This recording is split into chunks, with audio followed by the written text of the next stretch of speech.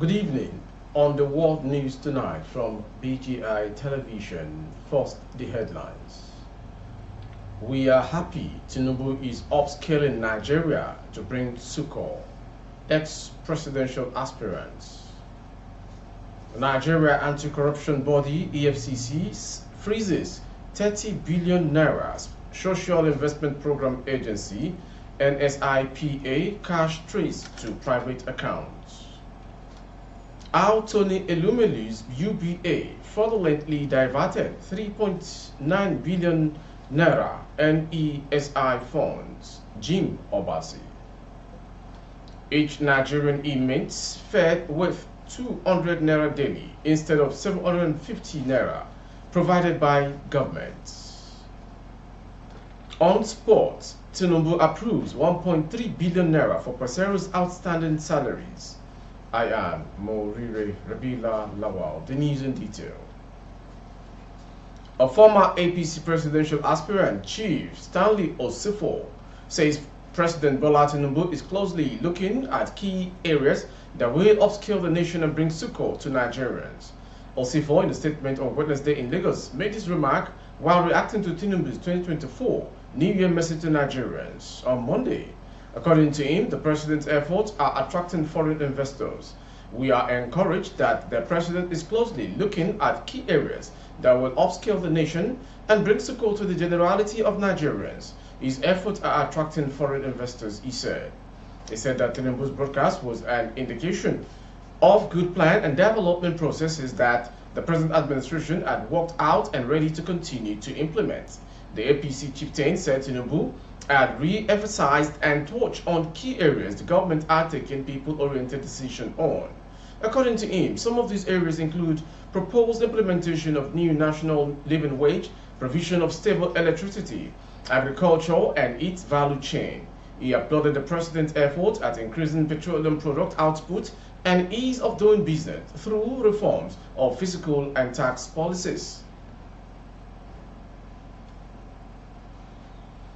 The Economic and Financial Crimes Commission (EFCC) has frozen 30 billion naira belonging to the National Social Investment Program Agency, which was traced to some private accounts. The 30 billion naira was said to be part of the 44 billion naira moved from the account of the NSIPA by some of the agency officials. It was learned that the multiple accounts to which the funds were moved belonged to some NSIPA officials. The 44 billion naira was said to be suspiciously moved from NSIPA's account into private account and corporate accounts linked to those serving as front. Some of the officials of the agency have been undergoing investigation and freezing. The account is said to be part of an ongoing probe. The information is coming grilled the suspended national coordinator, chief executive officer of the agency, Alima Shehu, for hours on Wednesday. NSIPA's immediate past director of finance and accounts, DFA, Mr. Y. Adamu Amza, has also been arrested by the anti-graft agency. Amza, who retired from the agency in December, and Shehu were subjected to interrogation on Wednesday by the special team.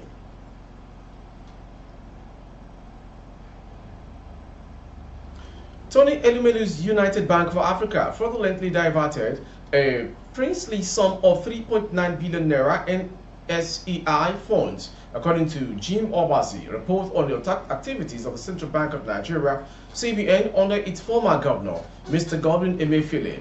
The Obasi report indicted Mr. Elumelu and managing directors of the United Bank of Africa from 2015 till date for alleged diversion of 3.9 billion naira meant for their participation in the Nigerian Electricity Market Stabilization Facility. The report submitted to President Bola Ahmed Tinubu specifically indicted billionaire Elumelu and managing directors of the UBA and therefore recommended that they should refund 3.9 billion naira that they allegedly diverted. However, for the noble idea to come to fruition, some of the commercial banks were selected. But the report said that the Elumelu-led UBA quietly left with the funds without complying with the provisions of the NESI. The Obasi's report stated that UBA quietly walked away with 3.9 billion naira without carrying out anything in accordance with proposal.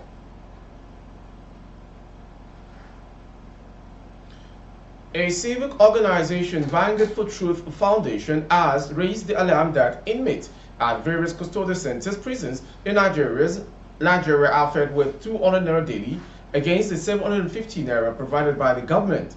The group, in a statement on Thursday, decried the high level of corruption among officials of the Nigeria Correctional Service, with various middlemen employed to get kickbacks. Information reported on December 7 that the NCOs had revealed that the federal government spent 800 naira daily on each of its dogs while it fed an inmate with 750 naira daily. The Controller General of NCOs, Ali Rudababa, who made the revelation when he appeared before the National Assembly Committee on Interior to defend the 2024 budget, explained that the budget for feeding each of them per day is 750 naira at 250 naira per meal per inmate. The Nigeria Correctional Service has written to the Minister of Interior requesting for the review of the amount we are using to feed the inmates from 750 naira per day to 3,000 naira per day. We are still waiting for the approval, he said.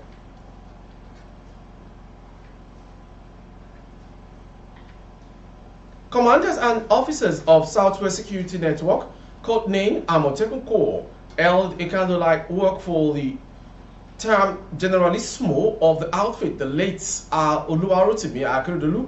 The road walk, which was held in Akure, the Oyo State capital, was to honor Akeredolu. From the Cathedral Junction in Akure, the Amotekun commanders walked to the Alabaka governor's office, even as they sang songs in praises of Akeredolu. The Amotekun commanders were received by Governor Lucky Aiyedatiwa and had discussions with them. In his response, Governor Aiyedatiwa assured that governors in the southwest region would not tour with a security outfit begun by his predecessor. Aiyedatiwa said the security of life and property in the region would not be taken for granted. Commander of Ondo Amotekun Corps, Akogun Adetuji Adeleye, expressed optimism that the security outfit has come to stay.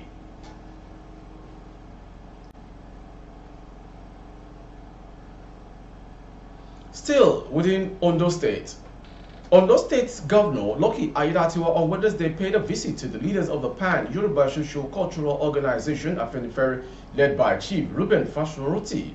Accompanied by top government officials and aides, the governor lauded the contribution of the organization to the development of the state and Nigeria. Aiyedatiwa said the visit was partly to pay homage to the Afenifere elders and to thank them for the fatherly role they played in restoring peace during the political crisis in the state. Governor Aiyedatiwa also informed the elders of the news of the passing of the former governor of the state, Oluwarotimi Akeredolu, promising to give him a befitting burial and continue with all his ongoing developmental projects and programs. The governor reiterated his dedication to serving the people of Ondo State while upholding the late governor's legacy, seeking the support of the leaders in the tasks ahead. During the visit, the Oluwabo of Iluabo, Oba Olufale, highlighted the urgency of preserving and the Yoruba language from the brink of extinction. He urged the governor to join his colleagues in the southwest to implement policies that would protect and preserve the Yoruba language. He commended Oyo State history of leadership in positive initiatives, including the establishment of the Amotekun security outfit aimed at securing lives and property within the region.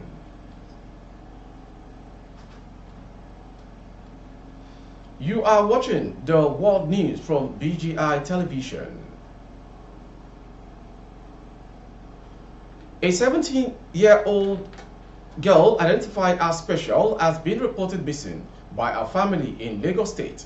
According to a family member, Berigwe Ajuri, the teenager left home in the Injadiki area of Ojo on Wednesday afternoon, January 3, 2024, to see a friend at Agbara, but never got to her destination.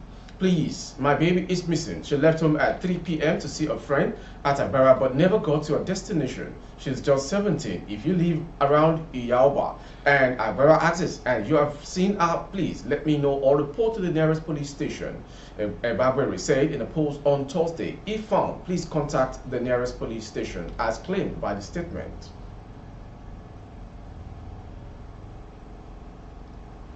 The Nigeria Police Kano State Command have arrested 18-year-old Yusuf Aruna over murder of a renowned Imam, Malam Mohammed Shaibu, for advising him and his gang to stop smoking marijuana at the mosque's premises. This is according to a statement signed by the Command's Public Relations Officer, PPRO SP, Abdullahi Aruna, a copy of which was made available today in Kano. He said the command has also apprehended a notorious thug, Yusuf Aruna, aka Lagwatsani 18 of Dala LGA of Kano Metropolis, responsible for the silent senseless murder of renowned Imam Malam Mohammed Shaibu 45. The PPRO noted that the suspect attacked and did the act to the Imam with a sharp knife at his back while performing ablution, leading to his death because the victim warned him, Aruna, and his gang to stop smoking in their aim around the mosque premises. SP Kiawa, however, disclosed that the CP, Hussein Gomel, assures the public of command's commitment to thorough investigations. The objective is not only to bring perpetrators to justice, but also to deter others contemplating such criminal acts in the state. From that story to the foreign story. Ukraine and Russia said Wednesday they had exchanged over 200 captive soldiers each, in what officials have described as the biggest prisoner swap of the war so far. The two warring sides have carried out dozens of exchanges since Moscow invaded in February 2022, but the process stalled in the latter half of last year.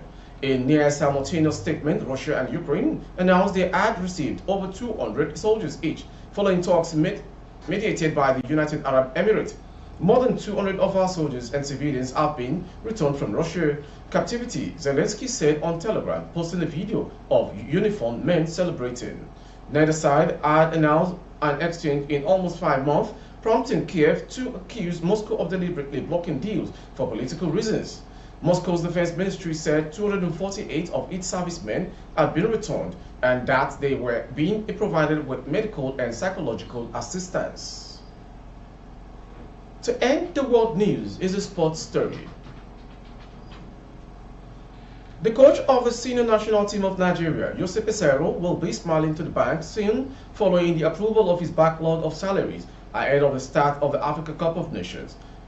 Peseiro's salary hasn't been regular, with the Nigeria Football Federation struggling to meet up with paying him as an at-when-due on a deal, which was agreed with the former board of the NFF under Amaju Pinnick and former Sport Minister Sunday Dare, who claimed he has gotten approval for the salaries of the coach to be paid by the federal government. Dare's statement didn't materialize, leaving new ministers for sports, management and development, Senator John Eno, with the task of honoring the pledge, which has now come to reality with the approval of $1.3 million for his unpaid wages by the government of President Bola Ahmed Tinubu. Also, players of the team have been given a huge boost with their unpaid match bonuses from 2001, totaling 26 matches. Also, among the items approved by the president, averting a potential strike ahead of the AFCON. With the sports story, we've come to the end of today's world news from BGI TV. Before we go, some headlines. We are happy Tinubu is upscaling Nigeria to bring succor ex-presidential aspirants. Nigeria Anti-Corruption Body EFCC freezes 30 billion naira Social Investment Program Agency NSIPA cash traced to private accounts. How Tony Elumelu's UBA fraudulently diverted 3.9 billion naira NESI funds. Jim Obasi speaks. Each Nigerian inmate fed with 200 naira daily instead of 750 naira provided by government. On sport, we brought to you Tinubu approves 1.3 billion for Peseiro's outstanding salaries, agrees to pay 26 matches unpaid bonuses of Super Eagles players. For update of our broadcast on YouTube, our handle is Bagede Imo Television. Kindly subscribe and click on the notification bell, select option all to access all of our broadcasts. On Facebook, Bagede Imo with Alawiye Adebayo. Please like and follow the page. For advert placement of goods and services, coverage of events and function, please dial the phone number streaming on the screen. Thank you for watching. I am Maurire Rabila Lawal. Good evening.